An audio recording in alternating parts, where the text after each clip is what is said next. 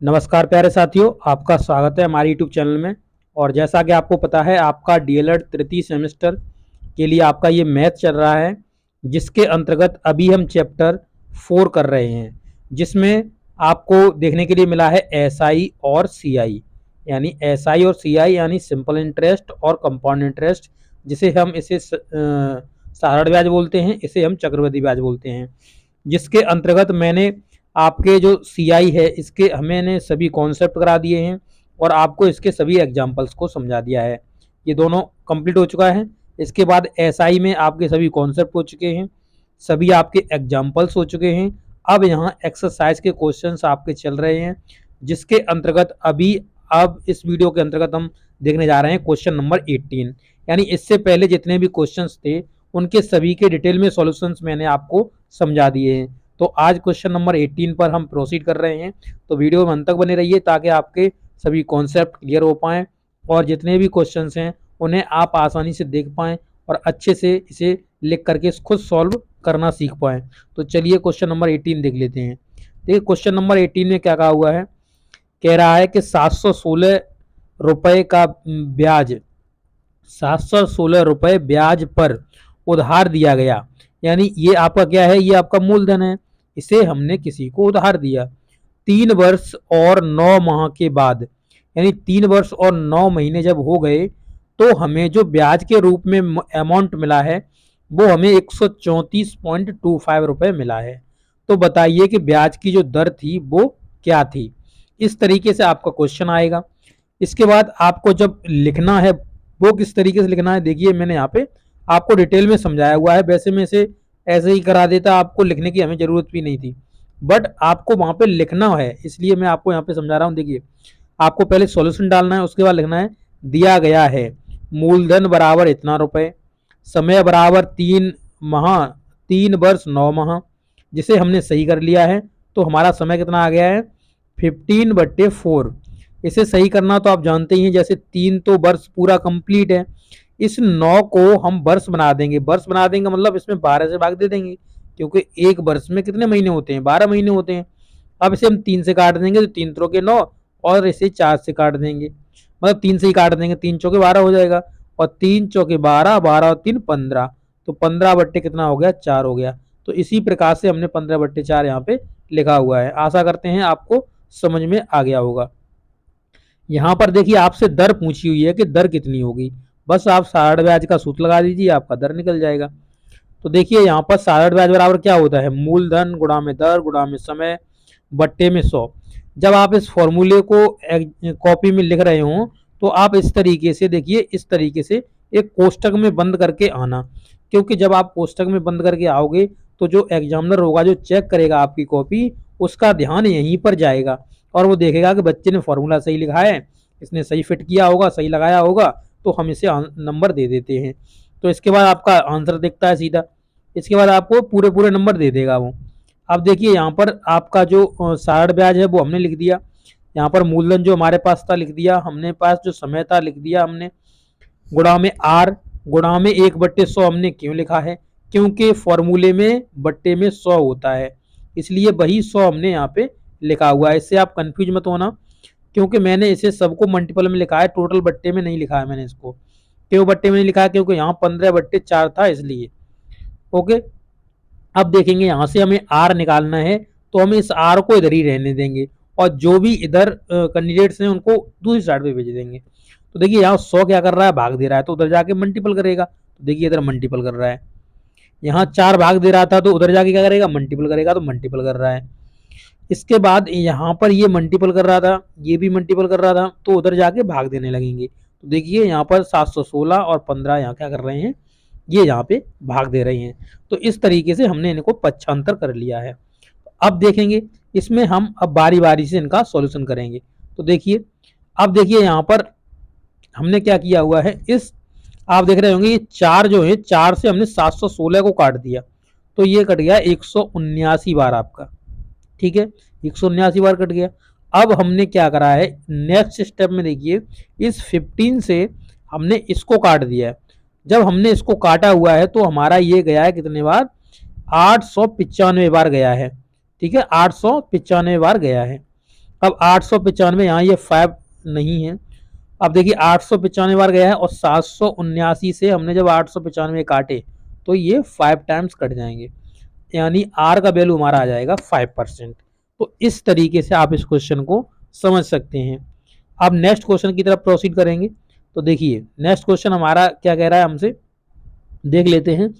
तो देखिए कहा हुआ है 19वां क्वेश्चन कि 424 रुपए हैं, 5 वर्ष का समय है और इसमें ये कितने हो जा रहे हैं, तो 88.4 रुपए हमें ब्याज दे रहे हैं।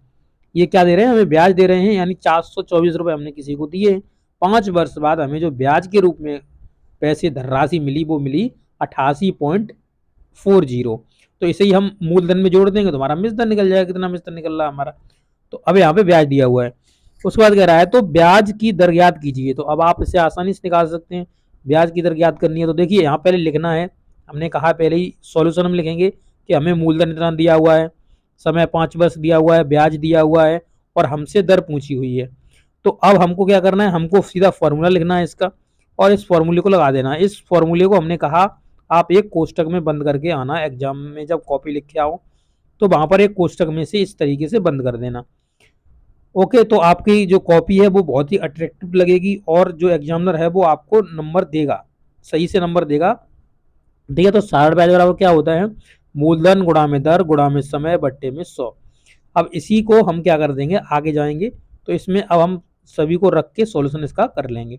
तो हमारे पास जो ब्याज दिया हुआ था वो 88.40 दिया हुआ था।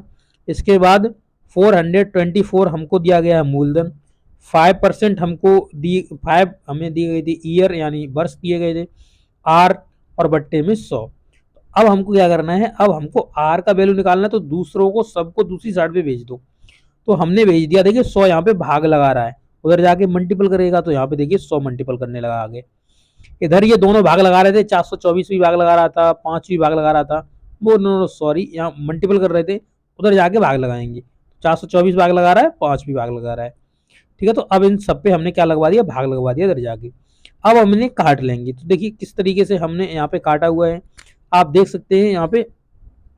देखिए पहले हमने क्या करा, इस 5 से इसको हमने काट लिया है, 5 से इसको हमने काट लिया है। जब हम 5 से काटेंगे तो आप देख सकते हैं यहाँ पे, जैसे हम इसे काटने जाए तो 5 एकन 5 बचा, कितना यहाँ बचेगा 3 और 3 हो गया 38, तो 5 सत्ते 35 हो गया।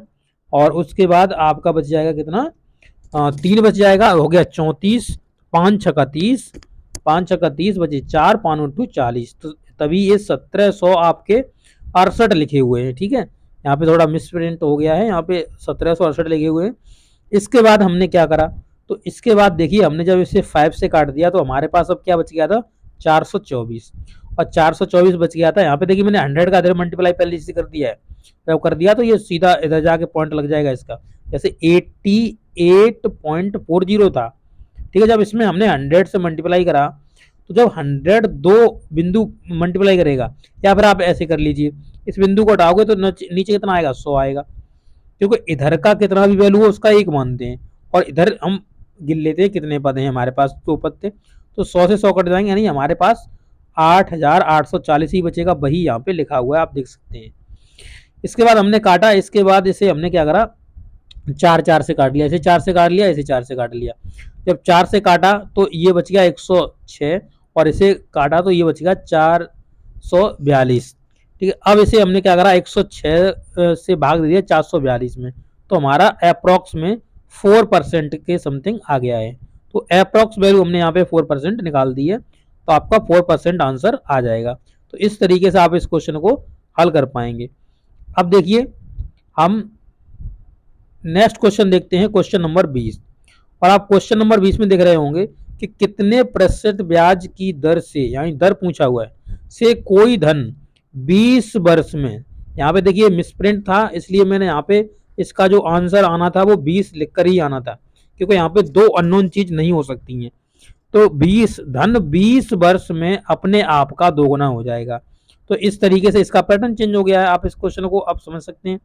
देखिए सॉल्यूशन में देखेंगे तो माना मूलधन हमने x रुपया है, इसके बाद मिश्रधन हमने माना 2x, क्यों 2x माना हुआ है तो आप देख सकते हैं यहाँ पे।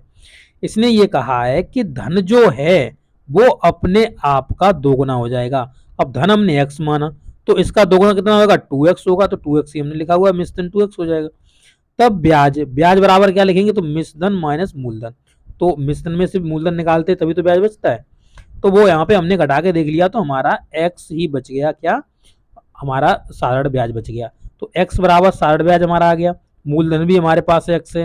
अब हम क्या करेंगे, इसमें हम सीधा फॉर्मूला लगा देंगे। तो देखिए यहाँ पर आप देख सकते हैं, ये हमने फॉर्मूला लिखा हुआ है, तो वही फॉर्मूला आप लगाते चले आए हो, साधारण ब्याज बराबर मूलधन गुणा में दर, समय गुणा में दर बट्टे में 100 से हम इसे सॉल्व करेंगे। आगे बढ़ेंगे तो बस लगा दी इसमें। तो देखिए x हमारे पास ब्याज है, x हमारे पास मूलधन है, 20 वर्ष हैं, दर हमें पता नहीं है, बट्टे में हमारे पास 100 है। अब जब हमें दर निकालनी है तो उस साइड पे सब बेच देंगे, तो यहाँ 100 है, 100 इसमें भाग लगा रहा है तो जाके मल्टीपल करने लगेगा। तो आप देख सकते हैं यहाँ पे मल्टीपल कर रहा है। बस अब आपको क्या करना है, इस 20 से भाग लगा देना, 20 से भाग लगाएंगे और इसे x से x काट देंगे तो 5 बार कट जाएगा, दर बराबर कितनी आ जाएगी आपकी, 5% दर आ जाएगी। तो इस प्रकार से इस वीडियो के अंतर्गत हमने 3 क्वेश्चन डील किए, और अगले वीडियो में आपको 21 से आगे बढ़ाएंगे, और इस एक्सरसाइज के टोटल के अंतर्गत आपके 24 क्वेश्चन हैं। तो अगले वीडियो में ये एक्सरसाइज आपकी खत्म हो जाएगी, और उसके बाद आपका कंपाउंड इंटरेस्ट चलेगा। तो चलिए, ये वीडियो आपको कैसा लगा है, अच्छा लगा तो अपने दोस्तों का शेयर करना, वीडियो को लाइक भी करना। मिलेंगे नेक्स्ट वीडियो में, तब तक के लिए आपसे विदा लेंगे। Thank you.